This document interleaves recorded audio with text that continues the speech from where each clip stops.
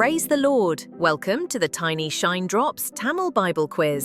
Together, let's dive into God's Word and walk in His radiant light. Are you ready to grow in grace and knowledge? Let's begin. வேதாகம கேள்வி மற்றும் பதில். யோவான் அதிகாரம் 4. கேள்வி 46.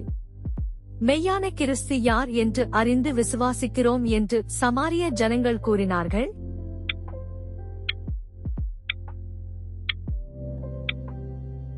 பதில் உலக இரட்சகர்.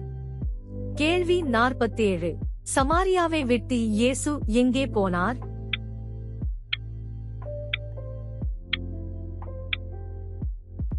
பதில் கலிலேயா.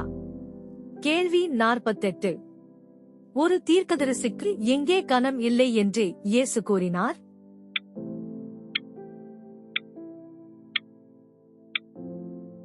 பதில் சொந்த ஊரிலே. கேள்வி 49. சொந்த ஊரிலே யாருக்கு கனம் இல்லை என்று இயேசு கூறினார்?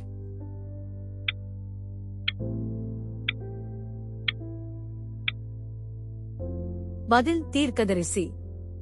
கேள்வி 50. இயேசு கலிலேயாவில் வந்த போது எதை பார்த்திருந்த கலிலேயர் அவரை ஏற்றுக்கொண்டார்கள்?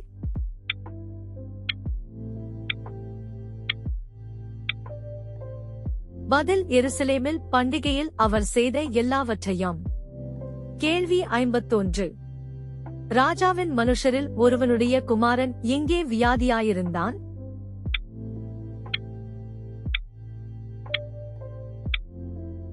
பதில் கப்பர்நகூம். கேள்வி 52. தன் மகன் மரண அவஸ்தைப்படுகிறான், அவனை குணமாக்கும்படி இயேசு வர வேண்டுமென்று வேண்டிக் கொண்டவன் யார்?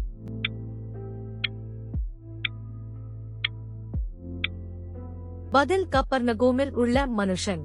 கேள்வி 53. நீங்கள் எதை காணாவிட்டால் விசுவாசிக்க மாட்டீர்கள் என்று இயேசு அந்த மனிதனிடம் கூறினான்?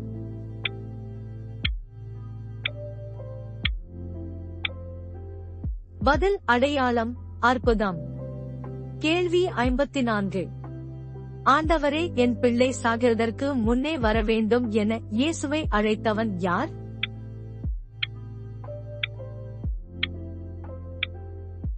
பதில் கப்பர்நகூமில் உள்ள ராஜாவின் மனுஷன். கேள்வி 55. இயேசு நீ போகலாம், உன் குமாரன் பிழைத்திருக்கிறான் என்று சொன்ன வார்த்தையை நம்பிப் போனவன் யார்?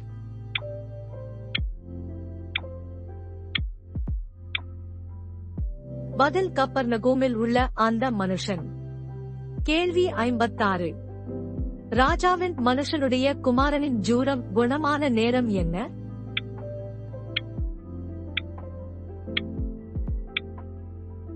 பதில் 7ஆம் மணி. கேள்வி 57. உம்முடைய குமாரன் பிழைத்திருக்கிறான் என்று அறிவித்தவன் யார்?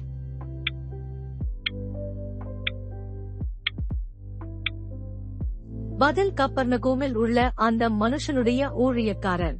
கேள்வி 58. இயேசு கலிலேயாவில் செய்த இரண்டாம் அற்புதம் எது?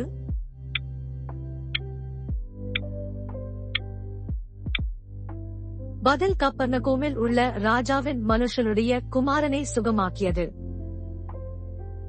நன்றி நண்பர்களே, இன்னும் நிறைய வேத வினாக்கள் வருது.